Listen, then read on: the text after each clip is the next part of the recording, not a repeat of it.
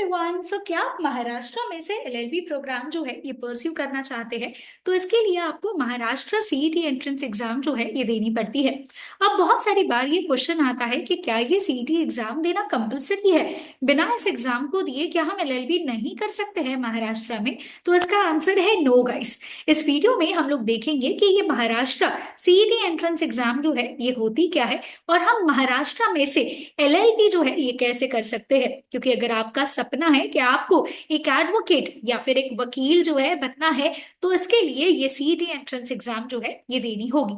तो सबसे पहले guys, Maharashtra CET entrance exam जो है ये एक ऐसी एंट्रेंस एग्जाम है जिसकी शुरुआत जो है 2016 से हुई थी। इसके पहले एलएलबी प्रोग्राम परस्यू करने के लिए 12th स्टैंडर्ड के स्कोर के बेसिस पे स्टूडेंट्स का एडमिशन हो जाता था। बट जैसे जैसे डिमांड बढ़ती गई, जो नंबर ऑफ स्टूडेंट्स इंटरेस्टेड थे लॉ डिग्री परस्यू करने में वो बढ़ते गए। इसीलिए महाराष्ट्र स्टेट ने डिसाइड किया कि इंट्रोड्यूस करेंगे महाराष्ट्र सीईटी एग्जाम। ये एग्जाम जो है Maharashtra state CET cell conduct करता है, और यहाँ पे लॉ डिग्री जो है अगर हमें परस्यू करना है तो उसके लिए दो ऑप्शंस होते हैं। एक होता है Maharashtra 3 years LLB entrance exam, और दूसरा होता है Maharashtra 5 years LLB entrance exam. तो चलिए समझते हैं कि ये एग्जाम जो है ये क्या होती है और इसको देने के लिए कौन एलिजिबल है। तो अगर हम गाइस 5 ईयर कोर्स की बात करें तो ये एक इंटीग्रेटेड कोर्स होता है। इंटीग्रेटेड कोर्स मतलब कि आपको एलएलबी डिग्री जो है ये तो मिलेगी ही मिलेगी, एंड साथ साथ जो है आपको प्लस जहां पे बीए हो सकता है, बीकॉम हो सकता है, बीबीए एलएलबी जो है यहाँ पे ये एक इंटीग्रेटेड कोर्स है। मतलब 2 डिग्री आपको 5 साल की पढ़ाई में जो है ये मिल जाती है। तो ये वो स्टूडेंट्स अपियर कर सकते हैं जिनका 12th स्टैंडर्ड जो है अगर कंप्लीट हो चुका है, या फिर अगर कोई भी स्टूडेंट 12th स्टैंडर्ड जो है परस्यूइंग है। परस्यूइंग का मतलब अगर वो इस वक्त 12th स्टैंडर्ड में है तो फिर वो इस एंट्रेंस एग्जाम के लिए एलिजिबल हो जाता है। यहाँ पे बोला गया है कि अगर सपोजिंगली कोई स्टूडेंट जनरल कैटेगरी से बिलोंग करता है तो 12th स्टैंडर्ड में 45% मार्क्स होना चाहिए, और रिजर्व्ड कैटेगरी के लिए 40% है। बट अगर कोई स्टूडेंट ऐसा है जिसका ग्रेजुएशन जो है ये कंप्लीट हो चुका है, या फिर अगर वो अपने फाइनल ईयर ऑफ ग्रेजुएशन में है जहां पे उसका बैचलर्स डिग्री वो परस्यू कर रहा है, या फिर अगर बैचलर्स कंप्लीट हो गया है और इस वक्त मास्टर्स कर रहे हो, तो फिर आप 3 ईयर एलएलबी एंट्रेंस एग्जाम जो है ये दे सकते हो। यहाँ पे ये 3 ईयर के कोर्स में आपको सिर्फ एलएलबी डिग्री जो है ये मिलती है। कंडीशन यही है कि ग्रेजुएशन में आपका 45% मार्क्स होना चाहिए अगर आप जनरल कैटेगरी से हो, और अगर आप रिजर्व्ड कैटेगरी से हो तो 40% बताया गया है। तो जो भी आप एलिजिबल हो, अगर आप 12th स्टैंडर्ड पास आउट हो या पियरिंग स्टूडेंट हो, तो आपको 5 इयर्स एलएलबी एंट्रेंस एग्जाम देना है। और अगर आप एक ग्रेजुएशन स्टूडेंट हो, या फिर अगर आपका ग्रेजुएशन कंप्लीट हो चुका है, तो फिर आप एक 3 ईयर एलएलबी एंट्रेंस एग्जाम जो है ये दे सकते हो। और इसमें किसी भी तरीके का एज रेस्ट्रिक्शन जो है ये नहीं हो सकता है। मतलब अगर सपोजिंगली आपने इस वक्त जो है अपना करियर ऑलरेडी बना लिया है किसी और प्रोफेशन में, या फिर अगर आप बेटरमेंट के लिए देख रहे हो अपने करियर में और लॉ डिग्री परस्यू करना चाहते हो, तो भी आप ये दोनों ही एंट्रेंस एग्जाम के लिए एलिजिबल हो जाते हो। अब 2025 जो है गाइस, इसकी एग्जाम डेट आउट हो चुकी है। 3 years Maharashtra law CET entrance exam होने वाला है 20 और 31 मार्च को 2025 में, and 5 years LLB entrance exam होने वाला है 4 अप्रैल को।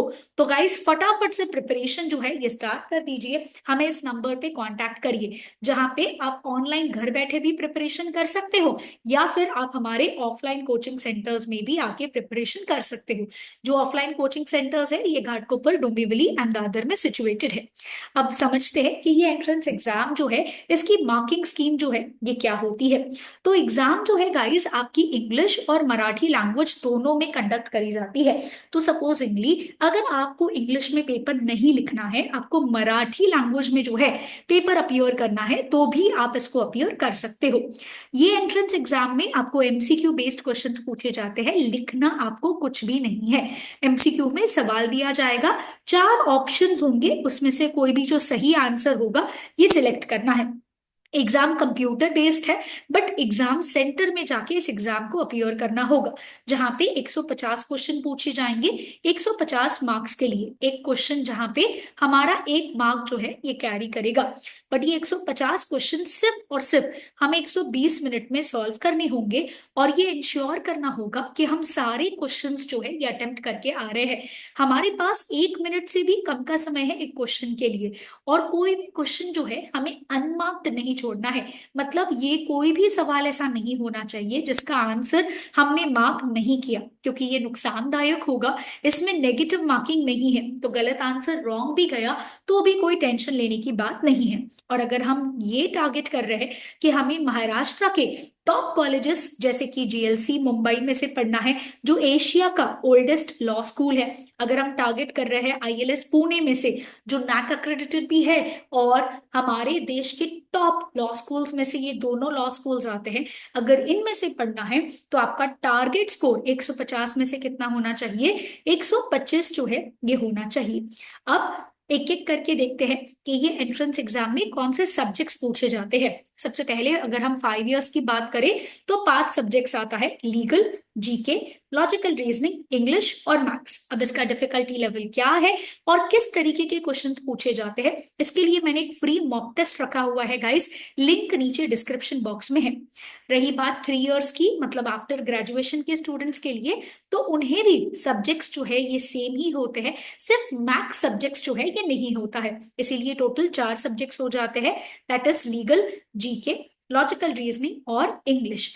ये 4 सब्जेक्ट्स जो है यहाँ पे इनका पेपर पैटर्न क्या है और इसका डिफिकल्टी लेवल क्या है, ये जानने के लिए आप एक फ्री मॉक टेस्ट, 3 इयर्स का अलग से पेपर है guys, as you can see subject का जो आपको टॉपिक्स है ये सेम है, बट उसका वेटेज अलग अलग है। तो दोनों का एक फ्री मॉक टेस्ट 3 इयर्स और 5 इयर्स का मैंने रखा हुआ है, लिंक नीचे डिस्क्रिप्शन बॉक्स में है। अब हम समझते हैं कि ये एडमिशन प्रोसीजर जो है ये क्या होता है। तो सबसे पहला और इम्पॉर्टेंट स्टेप जो है ये होता है कि हमें इस एंट्रेंस एग्जाम के लिए जो है ये प्रिपेयर करना होता है। हमें एंट्रेंस एग्जाम की रजिस्ट्रेशन डेट्स पता होनी चाहिए, बहुत जरूरी है कि कब रजिस्ट्रेशन स्टार्ट होगा। फिर हॉल टिकट आएगी, वो हॉल टिकट में हमें उस एग्जाम सेंटर पे जाके एग्जाम के लिए जो है ये अपीयर करना होगा। उसके बाद रिजल्ट आएगा एंड फिर आपका ऑनलाइन कैप राउंड होगा। ये आपका ऑनलाइन एडमिशन प्रोसीजर होता है, जहां पे सही डॉक्यूमेंट सही तरीके से हमें उस कॉलेज में क्या करने होंगे, सबमिट करने होंगे। उसके बाद वेरिफिकेशन होने के बाद हमारा उस कॉलेज में एडमिशन हो जाएगा। ये सारी चीजों में बी एडुकेयर आपके साथ रहेगा, ताकि आप अपने ड्रीम लॉ कॉलेज में जाके पढ़ाई कर सको। तो अगर आपने चैनल सब्सक्राइब नहीं किया है तो कर लीजिए, बिकॉज ये सारी डिटेल्स आपको हमारे यूट्यूब चैनल पे मिलती जाएगी। और हमारे बी एडुकेयर के स्टूडेंट्स के साथ यहाँ पे हर एक चीज जो है उन्हें पर्सनली भी गाइड करी जाएगी।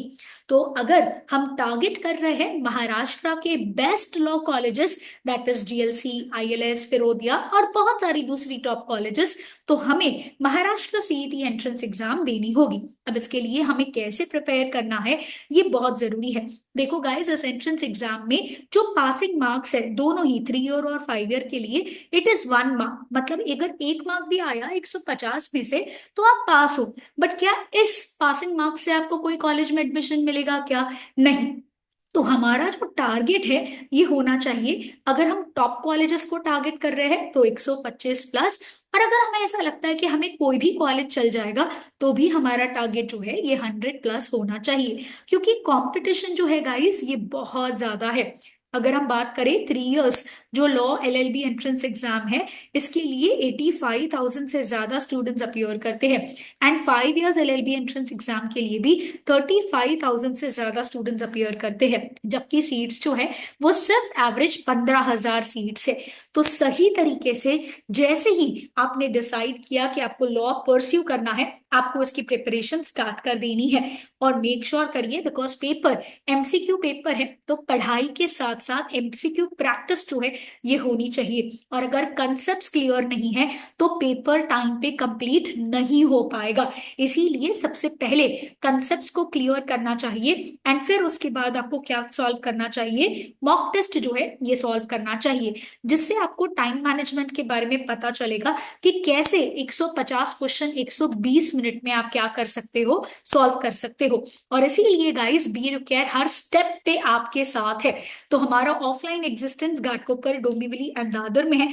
आप यहाँ पे आके फ्री एग्जाम गाइडेंस जो है ये ले सकते हो। और अगर सपोजिंगली आप यहाँ पे नहीं आ सकते तो आप हमें इस नंबर्स पे कॉल कर सकते हो।